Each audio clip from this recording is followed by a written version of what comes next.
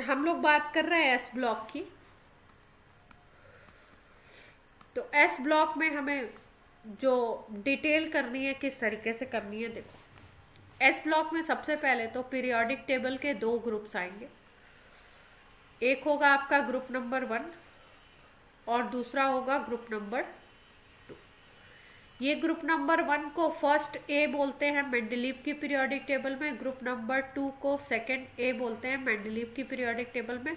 Modern में इसको 1-2 group बोलते हैं। इसमें एलिमेंट कौन कौन से आते हैं, हाइड्रोजन, लिथियम। वैसे हाइड्रोजन को बीच में रख दिया गया है पीरियोडिक टेबल के, लेकिन hydrogen, lithium, sodium, potassium, rubidium, caesium, francium. ठीक है, इनको याद करने का ट्रिक आपको बता ही चुके हैं, है ना। ये याद होने चाहिए आपको, है ना। ये याद नहीं होंगे तो मामला खराब हो जाएगा।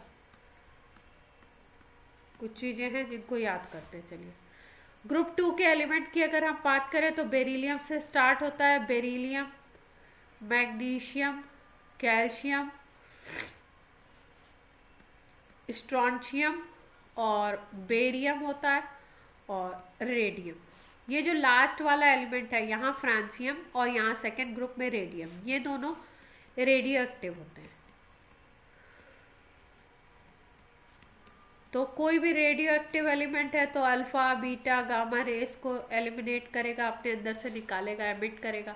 तो ऐसे जो एलिमेंट हैं इनका डिस्कशन हम लोग कॉमन डिस्कशन में इनको हम लोग नहीं पढ़ेंगे। मतलब एस ब्लॉक में बेसिकली हमको इनको नहीं पढ़ना है, इन सब के बारे में हमको पढ़ना है डिटेलिंग। इनका प्रॉपर्टी बिल्कुल अलग होता है, इसलिए इनको इतना याद रखना है कि इसमें होता है, बट इनको पढ़ना नहीं है, इनकी डिटेलिंग नहीं करनी है। एस ब्लॉक के एलिमेंट जो होते हैं इनको एस ब्लॉक क्यों कहते हैं मालूम है? एस ब्लॉक में इनको क्यों रखा गया है? हाँ, लास्ट इलेक्ट्रॉन जो इनका है वो एंटर करता है, enter into S subshell. S subshell में लास्ट इलेक्ट्रॉन जाता है, इसीलिए इनको हम बोलते हैं क्या, एस ब्लॉक एलिमेंट। जैसे लिथियम को अगर देखो तो लिथियम का एटॉमिक नंबर होता है आपका 3। कॉन्फ़िगरेशन अगर हम लिखें तो 1s2 2s1 आ जाएगा। लास्ट इलेक्ट्रॉन ये वाला हुआ, ये एस में जा रहा है। ऐसे ही सोडियम को देख लो तो सोडियम का 11 है एटॉमिक नंबर, तो इसका आएगा 1s2 2s2 2p6 3s1। इसमें भी देखो लास्ट इलेक्ट्रॉन एस में जा रहा है, तो इसीलिए इनको एस ब्लॉक एलिमेंट कहते हैं। जैसे अगर हम सेकेंड ग्रुप को देखें तो मैग्नीशियम देख लो, उसमें बेरिलियम देख लो, बेरिलियम का एटॉमिक नंबर 4, मैग्नीशियम का 12 होता है। कैल्शियम को देख लो, कैल्शियम का 20 होता है। इनका कॉन्फ़िगरेशन अगर लिखोगे तो ये 2s2 2p6 3s2, last electron S में जा रहा है। बेरिलियम को देखो तो 1s2 2s2, कैल्शियम को देखो तो इसमें 1s2 2s2 2p6 3s2 3p6 4s2। तो कैल्शियम में आपके कितने लास्ट इलेक्ट्रॉन एस में जा रहा है, इन सारे में लास्ट इलेक्ट्रॉन कहाँ जा रहा है, एस में, इसीलिए इनको हम लोग बोलते हैं एस ब्लॉक एलिमेंट। यहाँ तक की बात क्लियर है?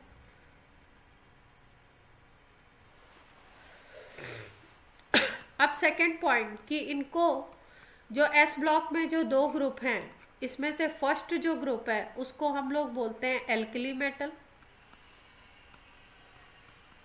और जो आपका ग्रुप नंबर सेकेंड है उसको हम लोग नाम देते हैं एल्कलाइन अर्थ मेटल।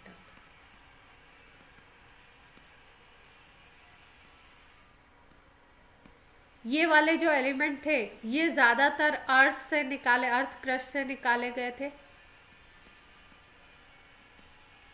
उसमें मिलते हैं ये।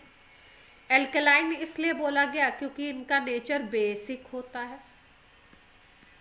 अगर वाटर से रिएक्ट कराओ तो बेसिक हाइड्रोक्साइड बनाते हैं बेसिकली, मतलब मेटल OH होल्टॉइस बना लेगा एल्कलाइन वाला। अगर एल्कली मेटल की बात करो जिसमें लिथियम, सोडियम, पोटेशियम ये सब आते हैं,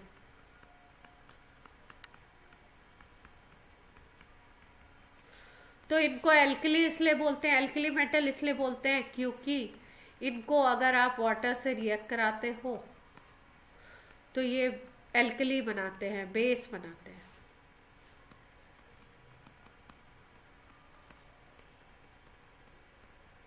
तो बेस बनाते हैं, एल्कली बनाते हैं, इसलिए इनको एल्कली मेटल बोलते हैं। और ये अर्थ से निकाले गए थे, इसलिए अर्थ क्रस्ट से, इसलिए इनको अल्कलाइन, अर्थ मेटल अल्कलाइन, इनको भी इसी बेसिस पे कहा जाता है कि वाटर से रिएक्ट करके बेस बनाएंगे।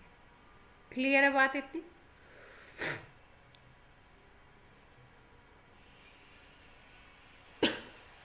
अब इस एस ब्लॉक को हम लोग दो उसमें पढ़ेंगे, एक तो आपका ग्रुप 1 लेंगे और दूसरा लेंगे हम लोग ग्रुप 2। दो ग्रुप्स में इसको हम लोग पढ़ने वाले हैं। तो सबसे पहले हम लोग स्टार्ट करते हैं ग्रुप 1, या जिसको हम कहते हैं एल्कली मेटल।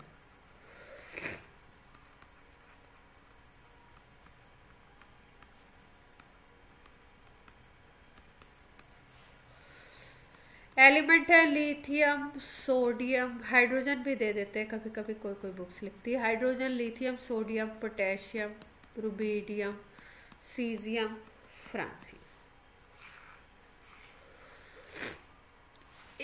इन ग्रुप्स की अगर बात करो, इन ग्रुप्स की अगर बात करो तो इसमें जो फर्स्ट एलिमेंट होता है वो थोड़ा सा बाकी जो सारे होते हैं उनसे थोड़ी सी डिफरेंट प्रॉपर्टी शो करता है। First element of this group show different properties, some different properties from others। अब इसका क्या रीजन है? देखो, जो पहला ये होगा ना, जैसे इसमें लिथियम है, जो पहला इसमें होगा वो बाकी सबसे अलग थोड़ी सी प्रॉपर्टीज इसलिए शो करेगा क्योंकि इसमें जो फर्स्ट वाला होता है, जो लिथियम होता है, इसका अगर कॉन्फ़िगरेशन देखो तो 1s2 2s2 होता है। अगर p के टर्म्स में लिखे तो 2p0 लिख सकते हैं। 2s1 होता है 2p0, मतलब p ऑर्बिटल यहाँ पे है लेकिन वो वैकेंट है, खाली है। ठीक है। बाकी अगर देखें हम सोडियम की बात कर ले, हम लोग इससे भी लिथियम, सोडियम, पोटेशियम पे आ जाएं और भी नीचे जाएं अगर अदर एलिमेंट में, तो यहाँ पे देखो 1s2 2s2 2p6 3s1 3p0 होता है और 3d0 भी होता है।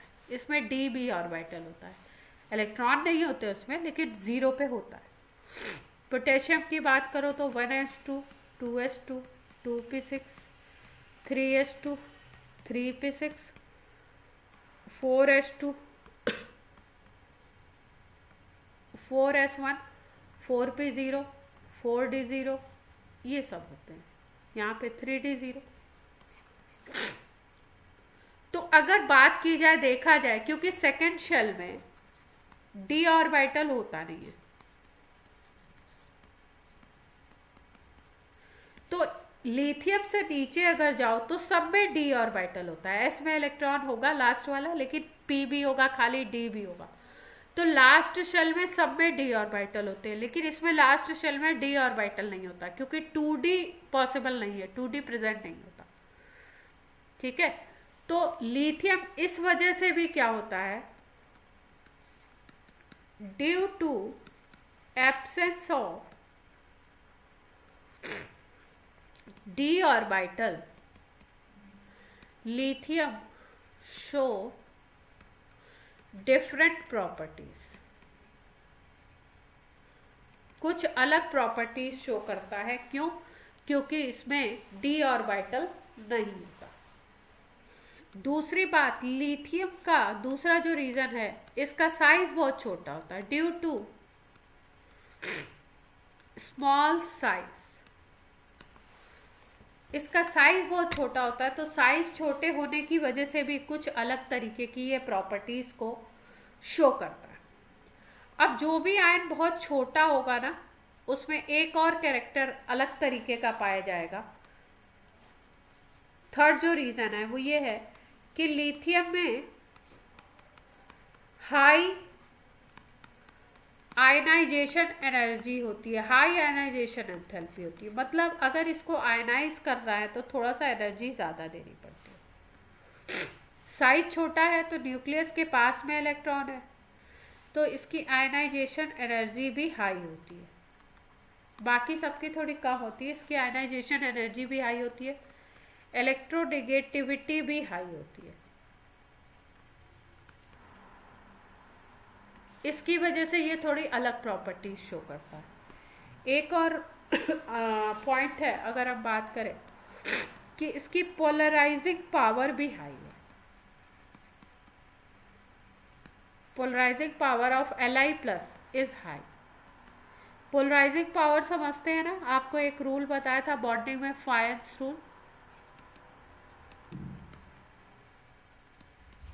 इसमें क्या बताया था कि एक मान लो पॉजिटिव आयन है और एक क्या है, नेगेटिव आयन है। तो ये पॉजिटिव आयन क्या करता है, इस नेगेटिव आयन के इलेक्ट्रॉन क्लाउड को थोड़ा सा इस तरीके से बल्ज कर देता है, अपनी तरफ अट्रैक्ट कर लेता है, जिससे यहाँ पे थोड़ी सी बल्जिंग हो जाती है। तो ये जो आयनिक कंपाउंड है, इसमें इलेक्ट्रॉन थोड़े बीच में आ जाते हैं, तो आयनिक कंपाउंड में डेवलप हो जाता है कोवलेंट कैरेक्टर।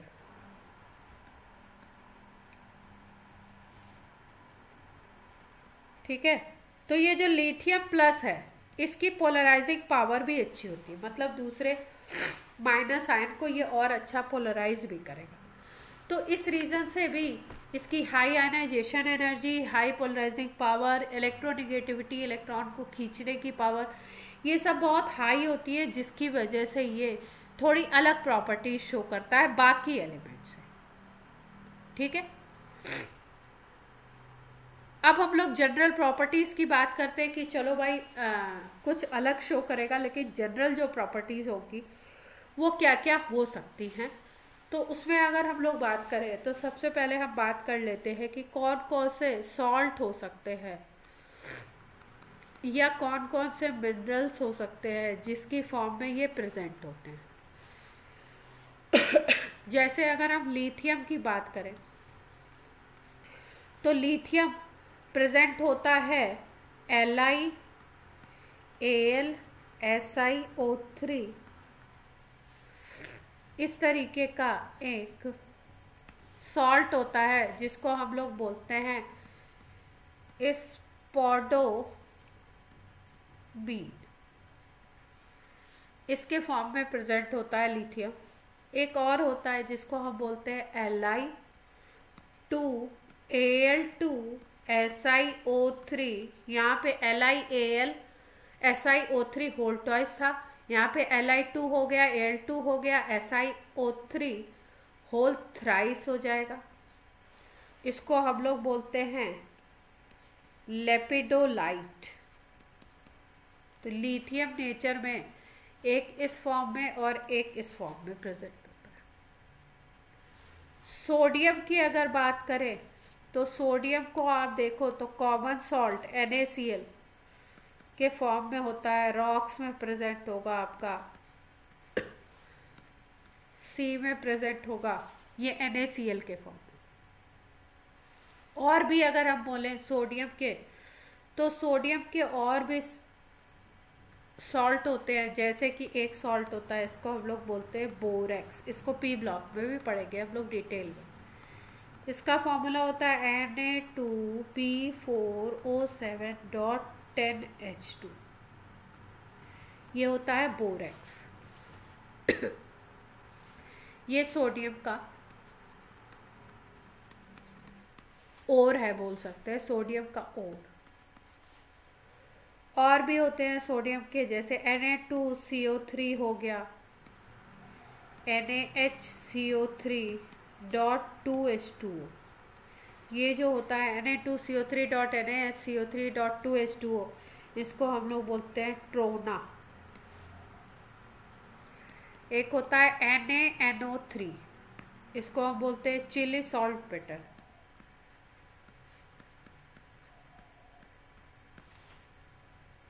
जैसे पोटेशियम का एक होता है KNO3, एग्जाम में बहुत पूछा गया है, इसको बोलते हैं हम लोग नाइटर।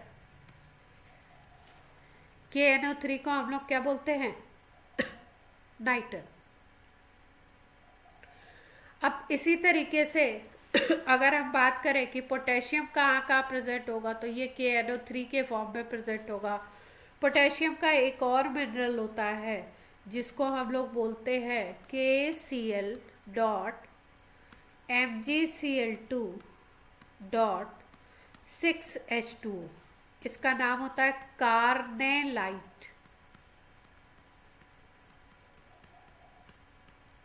इसमें पोटेशियम भी होता है और इसमें मैग्नीशियम भी होता है। मैग्नीशियम के सॉल्ट में भी इसका नाम हम याद रखेंगे और पोटेशियम के सॉल्ट में भी, क्योंकि इसमें पोटेशियम भी होता है और मैग्नीशियम भी होता है। पोटेशियम और मैग्नीशियम दोनों इससे हम निकाल सकते हैं। इसके बाद एक होता है K2O.Al2O3.6SiO2, इसको बोलते हैं फेल्सपार। ये भी पोटेशियम का और होता है। इसमें एल्युमिनियम भी प्रेजेंट होता है। जब हम लोग एल्युमिनियम की मेटलर्जी पढ़ेंगे तो उस समय हम बोलेंगे कि ये एल्युमिनियम का और है, ठीक है। तो इससे एल्युमिनियम भी निकाला जा सकता है और पोटेशियम भी निकाला जा सकता है।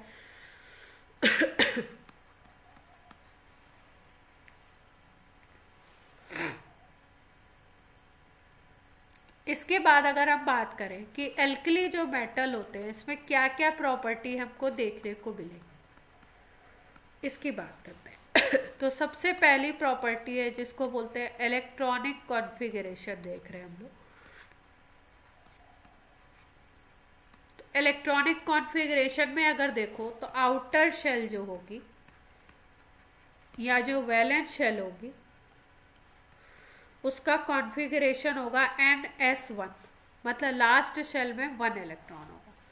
चाहे लिथियम का निकालो, चाहे सोडियम का निकालो, चाहे पोटेशियम का निकालो, रुबीडियम का निकालो, सीजियम का, फ्रांसियम का, किसी का भी निकालो, लास्ट शेल में एक ही इलेक्ट्रॉन होगा। जैसे अगर लिथियम का लिखो तो 1s2 2s1, सोडियम का लिखो तो 1s2 2s2 2p6 3s1, तो लास्ट में 1 इलेक्ट्रॉन हुआ।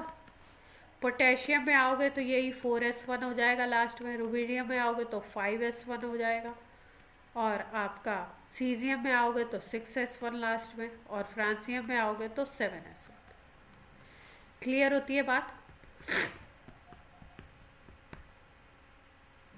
अगर हमें इनके कॉन्फ़िगरेशन को लास्ट इलेक्ट्रॉन या वैलेंस इलेक्ट्रॉन का नंबर 1 होता है, 1 इलेक्ट्रॉन इन वैलेंस शेल, अगर इनके कॉन्फ़िगरेशन को हम लोग नोबल गैस से रिलेट करके लिखें तो हमें पता है कि नोबल गैस कौन कौन सी होती है? Helium, neon, argon, krypton, xenon, radon, यही होती है ना नोबल गैस। इनके अगर एटॉमिक नंबर बोलो तो हीलियम का 2 होता है, नियॉन का 10 होता है, आर्गन का 18 होता है, क्रिप्टन का 36 होता है, जिनॉन का कितना होता है एटॉमिक नंबर याद है? 54 होता है, रेडॉन का 86 होता है, ठीक है। एक किसी भी ग्रुप का पूरा एटॉमिक नंबर याद रखो, या तो इसका याद रखो 0 ग्रुप का, और या तो फर्स्ट ग्रुप का याद रखो। बाकी जितने भी ग्रुप हैं उनकी पोजीशन याद रखोगे। किसी भी मेटल के एटॉमिक नंबर से रिलेटेड क्वेश्चन होगा तो कर लोगे, ठीक है। या तो फर्स्ट ग्रुप का याद रख लो या दोनों याद रखो। फर्स्ट ग्रुप के अगर एलिमेंट देखें हम तो लिथियम हो गया, सोडियम हो गया, पोटेशियम हो गया, रुबीडियम हो गया, सीजियम हो गया, फ्रांसियम हो गया। सब एक एक इंक्रीज करते जाओ, ठीक है। हीलियम के बाद लिथियम है तो 3 आ जाएगा, यहाँ पे 11 आ जाएगा एटॉमिक नंबर, यहाँ पे 19, यहाँ पे 37 हो जाएगा, यहाँ पे 55 हो जाएगा, और यहाँ पे आ जाएगा आपका 87, ठीक है। तो एटॉमिक नंबर ये याद रखो, क्वेश्चंस में काम आएगा। कैसे क्वेश्चंस में आएगा वो बताऊंगी आपको। तो अगर हम लोग देखें, अगर इसके कॉन्फ़िगरेशन को हम लोग लिखना चाहें इनर्ट गैस के रूप में तो हम लोग कैसे लिख सकते हैं? देखो, हीलियम में कितने इलेक्ट्रॉन है? हीलियम में 2 इलेक्ट्रॉन है, तो इसको 1s2 ही तो लिखोगे। तो इसका मतलब 1s2 की जगह हीलियम लिख सकते हो आप, इसकी जगह पे 1s2 की जगह पे हीलियम लिख सकते हो। यहाँ पे 1s2 2s2 2p6 होता है, तो इसका मतलब इसने की जगह पे आप नियॉन लिख सकते हो 10 एटॉमिक नंबर की जगह। तो यहाँ पे देखो एटॉमिक नंबर 3 है ना, और हीलियम का कितना होता है 2, तो इसका कॉन्फ़िगरेशन ऐसे भी लिखा जा सकता है हीलियम 2s1। यहाँ तक देखो 10 इलेक्ट्रॉन है, तो 10 इलेक्ट्रॉन का मतलब ये नियॉन का कॉन्फ़िगरेशन हो गया, तो इसके कॉन्फ़िगरेशन को ऐसे भी लिख सकते हो नियॉन 3s1। ठीक है।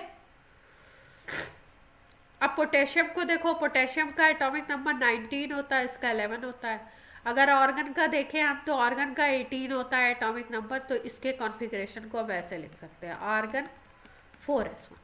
फिर रुबीडियम को देखो, तो रुबीडियम आपका आएगा, ये क्रिप्टन 36 है, रुबीडियम 37 आ रहा है, रुबीडियम इसके एक नंबर बाद आएगा, तो इसका मतलब आप यहाँ पे लिख सकते हो इसका कॉन्फ़िगरेशन,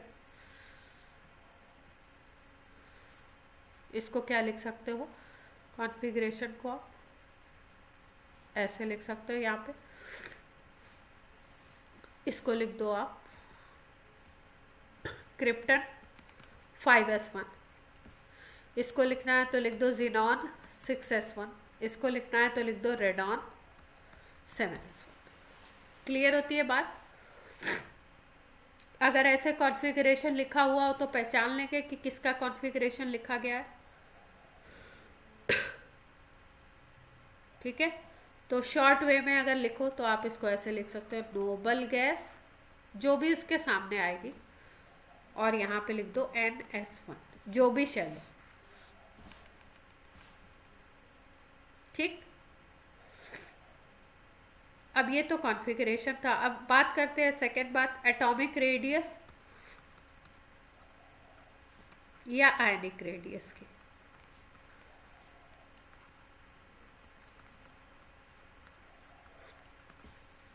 एटॉमिक रेडियस या आयनिक रेडियस की अगर बात करो तो पीरियोडिक टेबल में सबसे लेफ्ट में होता है, ये लेफ्टेस्ट है बोल सकते हैं, लेफ्ट में बिल्कुल एंड पे है ये फर्स्ट ग्रुप की अगर बात की जाए। भाई यहीं से तो पीरियोडिक टेबल स्टार्ट हो रही है। हाइड्रोजन ऊपर अगर कर दो, lithium, sodium, potassium, rubidium, caesium, francium, left से स्टार्ट हो रही है। सबसे ज्यादा अगर जितने भी ग्रुप हैं 1 to 18, जितने भी ग्रुप हैं 1 to 17 तक की अगर बात करो तो 1 to 17 तक में 18 को अलग रखते हैं, क्योंकि इनकी जो रेडियस होती है ये थोड़ी सी बड़ी हो जाती है, इससे फर्स्ट से भी ज़्यादा होती है, क्योंकि ये रेडियस होती है वॉन्डर वॉल रेडियस। तो वॉन्डर वॉल रेडियस में फोर्स बहुत वीक लगता है, इसलिए ये थोड़ी सी बड़ी हो जाती है। बाकी अगर हम 1 to 17 ग्रुप को देखें तो सबसे ज़्यादा रेडियस फर्स्ट ग्रुप के एलिमेंट की होती है।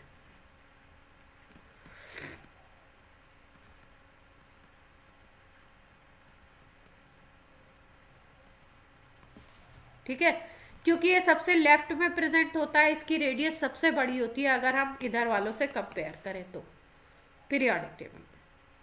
क्लियर है इतनी बात। जैसे मान लो हम बात कर ले सेकेंड पीरियड की, थोड़ा बहुत पीरियोडिक क्लासिफिकेशन वाला चैप्टर याद है ना, अभी तक भूले तो नहीं हो। सेकेंड पीरियड की अगर हम बात कर ले तो सेकेंड पीरियड में आता है lithium, beryllium, boron, carbon, nitrogen, oxygen, fluorine और नियॉन। ठीक है, अब एक्सपेरिमेंटली देखा गया कि रेडियस किसकी ज्यादा है किसकी कम है, तो ऐसा देखा गया कि लिथियम की रेडियस सबसे ज्यादा थी, उसके बाद छोटी होती जाती है रेडियस, बेरिलियम की और छोटी हो गई, फिर बोरॉन की और छोटी हो गई, कार्बन की और छोटी, नाइट्रोजन की उससे भी छोटी, ऑक्सीजन की उससे भी छोटी, फ्लोरीन की उससे भी छोटी हो गई। ठीक है, और नियॉन की बोले तो नियॉन की लिथियम से भी ज्यादा बड़ी होती है।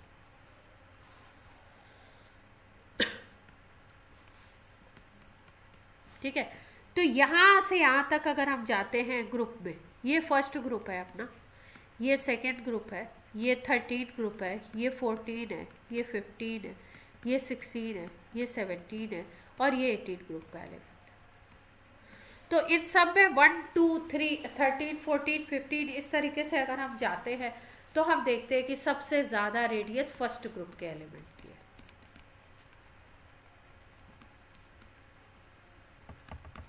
ठीक है, और लास्ट में जाके नियॉन पे सडनली ये बढ़ जाती है क्योंकि इनकी रेडियस कैसी होती है, वंडर वॉल होती है। वंडर वॉल रेडियस हमेशा बाकी सारी रेडियस से ज़्यादा हो।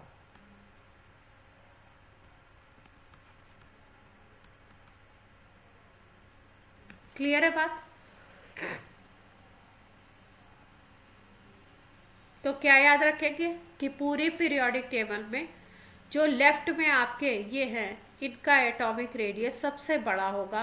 फर्स्ट ग्रुप के एलिमेंट का एटॉमिक रेडियस बाकी सारे ग्रुप के एलिमेंट से सबसे ज़्यादा होगा।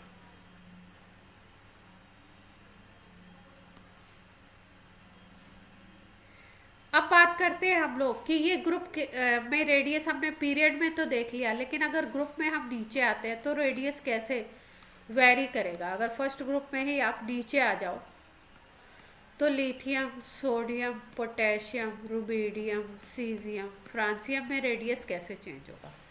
भाई इसमें 2 शेल थे, इसमें आपके 3 शेल्स हो गए। शेल्स का नंबर बढ़ता जा रहा है, देख रहे हैं। यहाँ 4 शेल्स हो जाएंगे, यहाँ पे 5 शेल्स हो जाएंगे, यहाँ पे 6 हो जाएंगे, यहाँ पे 7 होते जाएंगे।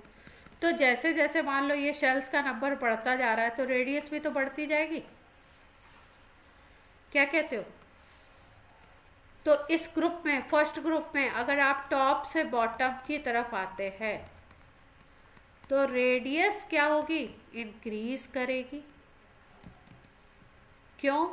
क्योंकि शेल नंबर इंक्रीज करता जाएगा। क्लियर हो गई बात? शेल बढ़ाते जाओगे तो भाई रेडियस होता क्या है, एटॉमिक रेडियस की अगर बात करो तो एटॉमिक रेडियस होता है आपका न्यूक्लियस और जो आउटर शेल का वैलेंस इलेक्ट्रॉन है उसके बीच का डिस्टेंस होता है। ये न्यूक्लियस है और ये वैलेंस इलेक्ट्रॉन है, इनके बीच का डिफरेंस होता है, मतलब डिस्टेंस होता है, उसी को एटॉमिक रेडियस कहते हैं। तो अगर लिथियम का देखो तो लिथियम का होता है आपका, ये न्यूक्लियस है मान लो, ये आपका पहला शेल होगा, ये दूसरा शेल होगा। पहले में 2 इलेक्ट्रॉन और दूसरे वाले में 1 इलेक्ट्रॉन, यही तो होता है। तो ये वैलेंस इलेक्ट्रॉन और न्यूक्लियस के बीच का डिस्टेंस ये हो गया मान लो।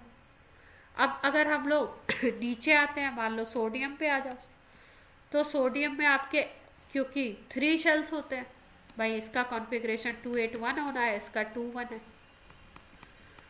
तो यहाँ पे आपके हो गए 3 शेल्स। अगर 3 शेल्स हो गए तो पहले ये न्यूक्लियस है, यहाँ पे आपके 2 इलेक्ट्रॉन, फिर उसके बाद सेकेंड वाले में 8 इलेक्ट्रॉन,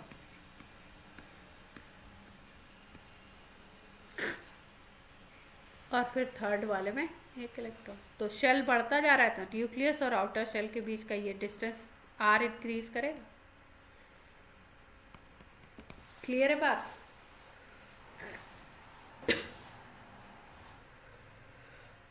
यस और नो?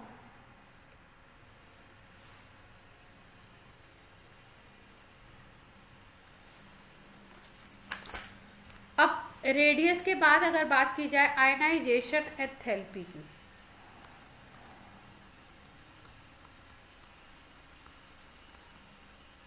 तो आयनाइजेशन एंथैल्पी हम लोग 3rd चैप्टर में पढ़ चुके हैं क्या होती है, फिर भी एक बार समझा देते हैं। कोई भी सिंगल आइसोलेटेड गैसियस एटम है,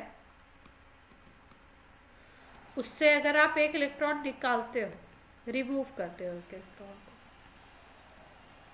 तो इसमें जितना एनर्जी लगता है उसी को आप क्या कहते हैं, आयनाइजेशन एनर्जी बोलते हैं।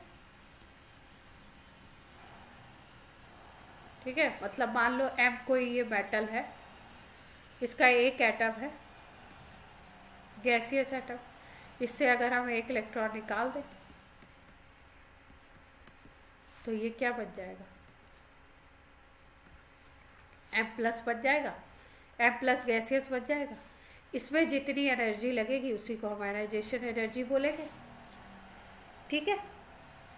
अब आयनाइजेशन एनर्जी का क्या ट्रेंड है, पीरियड में इनकी क्या होती है, कम होती है, ज़्यादा होती है। जैसे रेडियस का बोला कि सबसे बड़ी रेडियस है, तो अगर आयनाइजेशन एनर्जी की बात की जाए, ionisation energy of group 1 element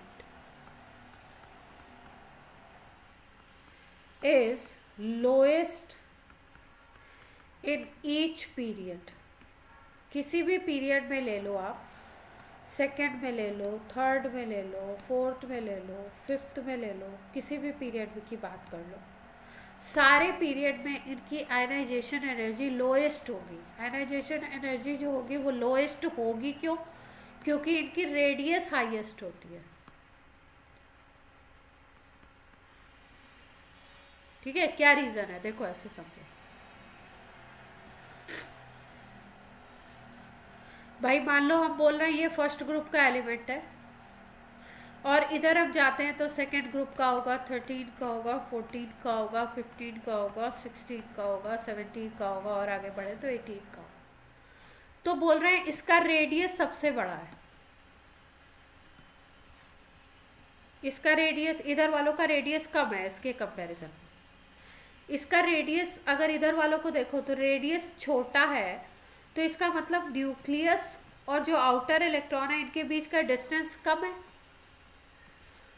तो इसके बीच का डिस्टेंस अगर कम है तो फोर्स ऑफ अट्रैक्शन ज़्यादा लगेगा एक दूसरे को। ये जो न्यूक्लियस है ये ज़्यादा फोर्स लगाएगा आउटर इलेक्ट्रॉन पे, और अगर फोर्स ज़्यादा लगेगा तो इसको निकालने के लिए आपको एनर्जी ज़्यादा देनी पड़ेगी।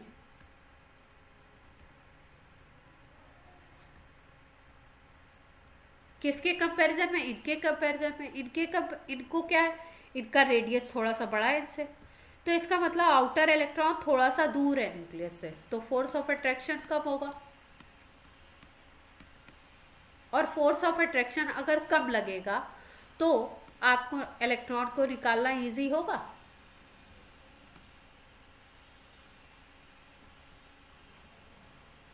इजी होगा मतलब क्या है कि एनर्जी आपको कम लगानी पड़ेगी। ये बात सबको क्लियर है?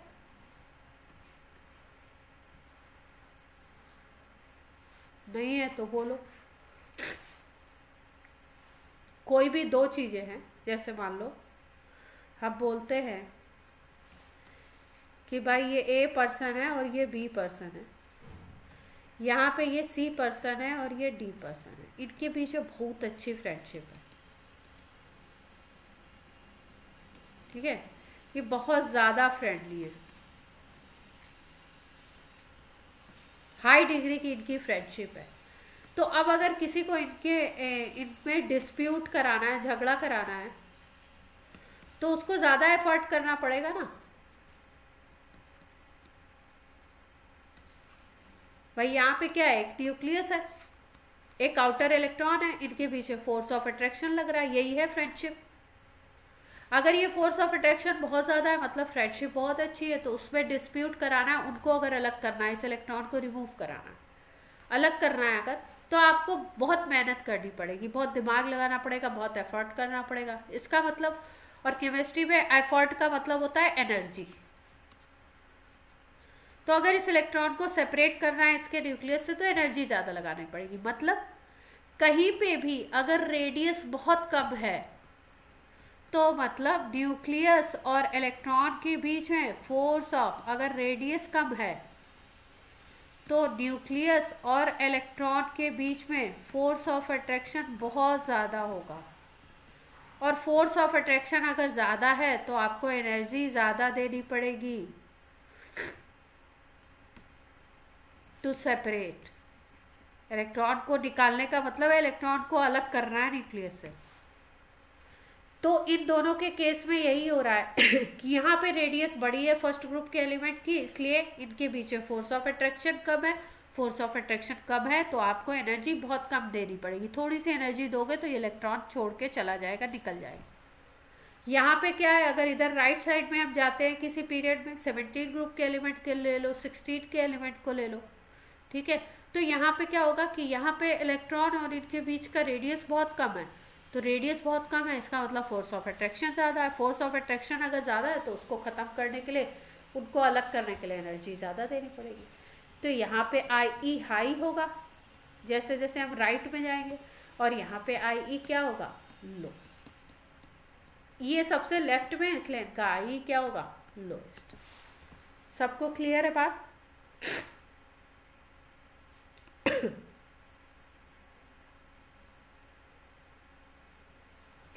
यस और नो?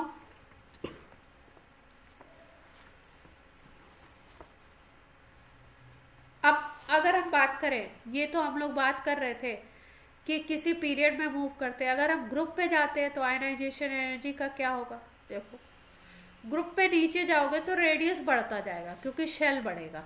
अगर हम इसी ग्रुप में जा रहे हैं, ग्रुप 1 में lithium, sodium, potassium, rubidium, caesium, francium, नीचे जा रहे हैं। इसमें 2 ही शेल थे, यहाँ पे 3 शेल हो गए, यहाँ पे 4 हो गए, शेल बढ़ते जा रहे हैं। यहाँ 5 हो गए, यहाँ पे 6 हो गए, यहाँ पे 7 हो गए, शेल बढ़ते जा रहे हैं। तो मतलब क्या होगा, न्यूक्लियस से ये जो बाहर वाला पहले 2 शेल थे, फिर ये न्यूक्लियस है, अब 3 शेल हो गए। तो ये न्यूक्लियस से बाहर वाला इलेक्ट्रॉन दूर होता जाएगा। तो नीचे जैसे जैसे जाते हो ये रेडियस बड़ी हो जाती है, बिगर एंड बिगर होती जाती है। तो रेडियस जैसे जैसे बढ़ता जाएगा वैसे वैसे फोर्स ऑफ अट्रैक्शन कम होता जाएगा। Radius increases, force of attraction decreases. ये डाउनवर्ड साइड डिक्रीजिंग का है, ये इंक्रीजिंग का है।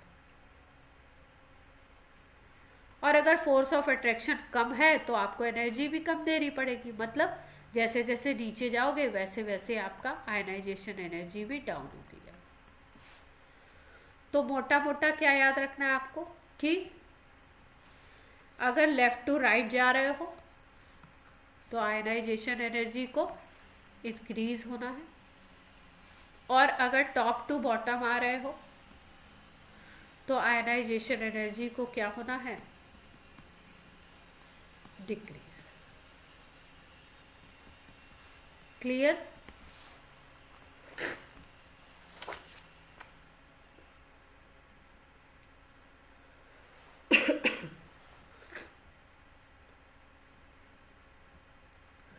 इसके बाद आपका नेक्स्ट पॉइंट है मेटेलिक कैरेक्टर या इलेक्ट्रोपॉजिटिव नेचर। इनका जो इलेक्ट्रोपॉजिटिव नेचर होता है ना, ये बहुत हाई होता है, अच्छा इलेक्ट्रोपॉजिटिव नेचर होता है। मतलब क्या है मेटेलिक कैरेक्टर या इलेक्ट्रोपॉजिटिव नेचर का क्या मतलब है कि कोई चीज किस तरीके से इलेक्ट्रॉन दे रही है। अगर कोई बहुत इजीली इलेक्ट्रॉन को दे देता है तो वो अच्छा मेटल होता है, क्योंकि मेटल की प्रॉपर्टी होती है इलेक्ट्रॉन डोनेशन। तो ये जो होते हैं जितने भी फर्स्ट ग्रुप के एलिमेंट हैं, इनमें टेंडेंसी होती है कि ये एक इलेक्ट्रॉन देके मोनो पॉजिटिव आयन बना ले। मोनो पॉजिटिव आयन का मतलब है एक ही इलेक्ट्रॉन देंगे, 2 नहीं देते हैं, एक ही देते हैं। जैसे मान लो सोडियम है तो ये एक इलेक्ट्रॉन दे देगा, सोडियम प्लस बना ले। लिथियम है, ये एक इलेक्ट्रॉन दे देगा, Li प्लस बना ले। पोटेशियम है, ये एक इलेक्ट्रॉन देगा, पोटेशियम प्लस बना ले। ठीक है?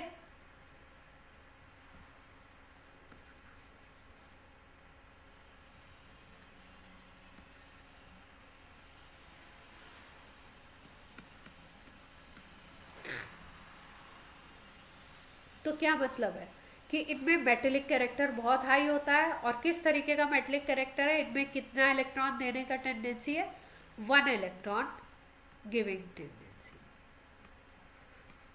आसानी से 1 इलेक्ट्रॉन दे देते हैं, क्योंकि अगर इनको देखो, लिथियम को देखो तो आउटर शेल में 1 इलेक्ट्रॉन है, सोडियम को देखो तो आउटर शेल में 1 इलेक्ट्रॉन है। जैसे ही ये 1 इलेक्ट्रॉन को देगा यहाँ पे डुप्लेट हीलियम बन जाएगा, ये जैसे ही 1 इलेक्ट्रॉन को देगा ये नियॉन बन जाएगा। तो तुरंत नोबल गैस का कॉन्फ़िगरेशन इनको मिल जाता है। ये नोबल गैस का कॉन्फ़िगरेशन हो गया नियॉन का, ये हो गया हीलियम का, ये हो गया आर्गन का कॉन्फ़िगरेशन। तुरंत इनको नोबल गैस का कॉन्फ़िगरेशन 1 इलेक्ट्रॉन लूज करते ही मिल जाता है। तो इसलिए ये आसानी से इसको एक इलेक्ट्रॉन को दे करके नोबल गैस कॉन्फ़िगरेशन अटेन कर लेते हैं। क्लियर?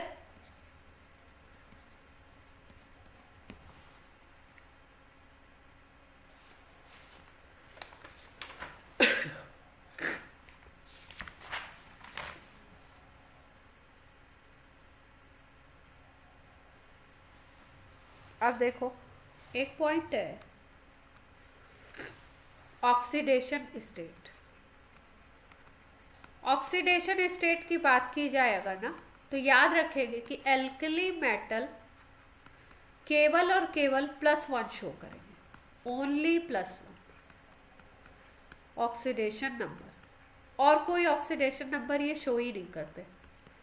केवल +1 ऑक्सीडेशन नंबर होगा इनका कहीं पे भी, किसी भी कंपाउंड में। ठीक है, क्यों? क्योंकि ये Li+, Na+, potassium plus, rubidium plus, caesium plus यही बनाते हैं,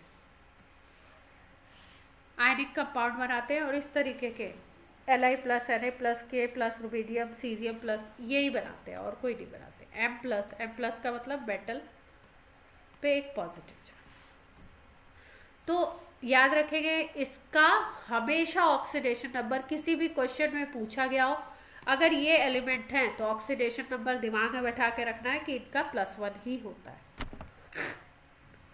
अगर इनको हमको डाइवेलेंट बनाना है तो ये बड़ा डिफिकल्ट है। डाइवेलेंट का मतलब समझ रहे हो? 2 इलेक्ट्रॉन लूज करवाना है, तो ये बहुत डिफिकल्ट होता है। ये जनरली 2 इलेक्ट्रॉन लूज नहीं करते। क्यों? क्या रीजन है? कोई बता सकता है?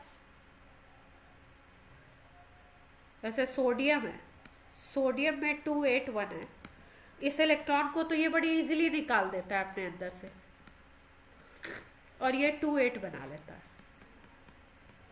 लेकिन अगर बोला जाए कि एक इलेक्ट्रॉन और निकाल दो तो ये प्रोसेस बड़ा टफ होता है, और होता ही नहीं है। ये नोबल गैस कॉन्फ़िगरेशन बन गया ना, स्टेबल कॉन्फ़िगरेशन। हाँ, ऑक्टेट कंप्लीट हो गया इसका भाई, ये नियॉन का कॉन्फ़िगरेशन हो गया।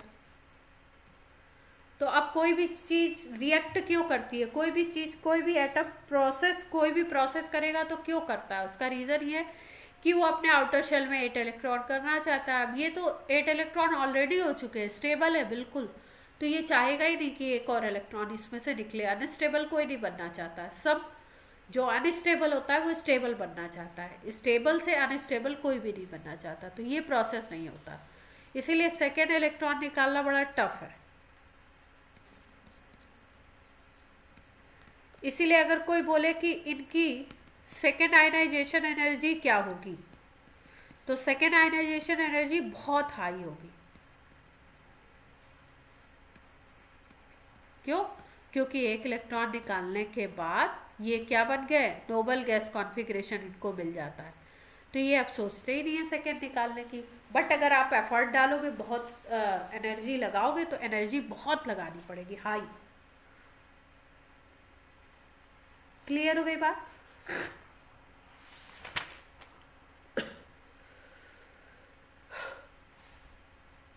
टाइम बताइए मेरे को। 4:11 हो गए। चलो लास्ट पॉइंट बता के, क्योंकि कल भी आपकी क्लास रखी।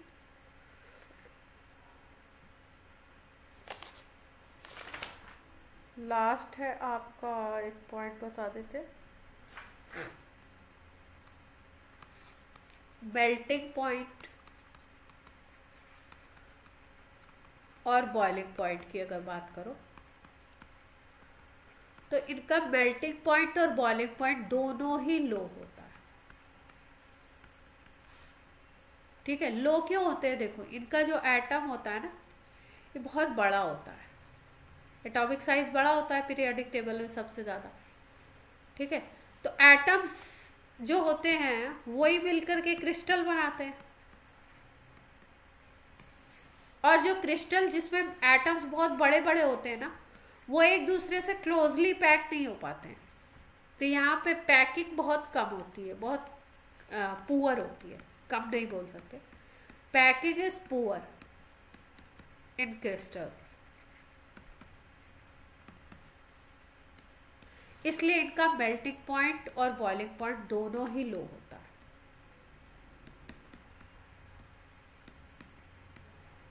पैकिंग समझ रहे हैं?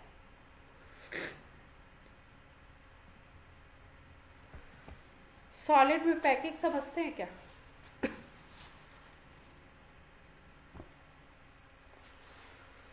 हाँ, एटम्स की बाइंडिंग देखो कैसे, थोड़ा सा एक लाइन में समझ लेते हैं।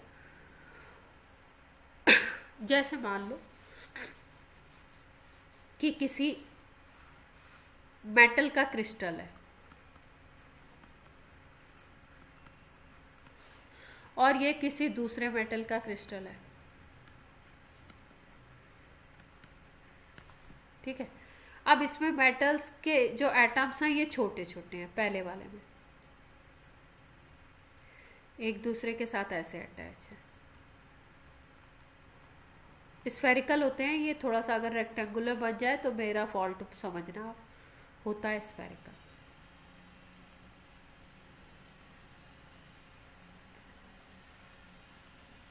अब ये छोटे छोटे एटम्स है ना, देख पा रहे हो? तो छोटे छोटे एटम्स एक दूसरे से खूब कॉम्पैक्टली पैक होते हैं। मतलब यहाँ पे अगर देखो तो यहाँ पे थोड़ा सा खाली स्पेस होगा, ये जो खाली स्पेस होता है इसको हम बोलते हैं वॉइड। तो ऐसे एटम्स जिनका साइज छोटा होता है वहां पे वॉइड बहुत कम होता है। मतलब उनको एक दूसरे के साथ अगर पैक करके रखना है, क्रिस्टल बनाना है, तो क्रिस्टल में यहाँ पे ये जो वॉइड है ये बहुत कम होंगे, स्पेस बहुत कम होगा। लेकिन मान लो एटम को आप बड़ा कर दो, ऐसे कर दो,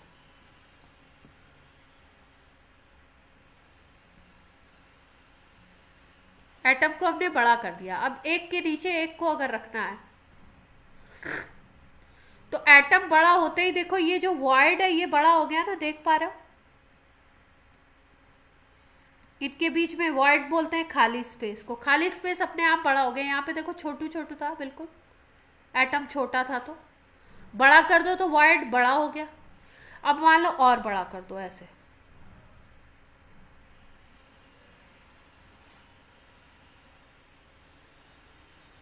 तो वॉइड देखो कितने बड़े होते जा रहे हैं।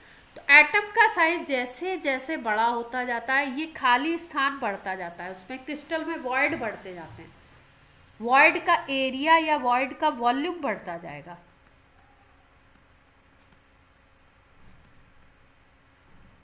जैसे जैसे आर बढ़ता जाएगा एटम का, ठीक है। तो क्योंकि हमको पता है कि एल्कली मेटल का रेडियस सबसे ज्यादा होता है किसमें? पूरी पीरियोडिक टेबल में। तो हाईएस्ट रेडियस है, यानी कि बहुत बड़े बड़े हैं, तो वॉइड बहुत ज्यादा होगा। जब क्रिस्टल बनेगा ना इनका तो उसमें खाली स्थान बहुत ज्यादा होगा। और जब वॉइड बहुत ज्यादा होते हैं तो वॉइड अगर ज्यादा होता है तो उसको हम बोलते हैं कि पुअर पैकिंग है। मतलब एक दूसरे के साथ पैक नहीं हो पा रहे अच्छे तरीके से। यहाँ पे अगर हम बोले तो वॉइड बहुत कम है तो इसको हम बोलते हैं गुड पैकिंग। और जहाँ पे भी पैकिंग ज्यादा होगी, मतलब पैकिंग ज्यादा होने का मतलब एक दूसरे के बहुत पास पास है, बहुत कॉम्पैक्ट है, तो वहां पे आपका फोर्स ऑफ अट्रैक्शन ज्यादा होगा।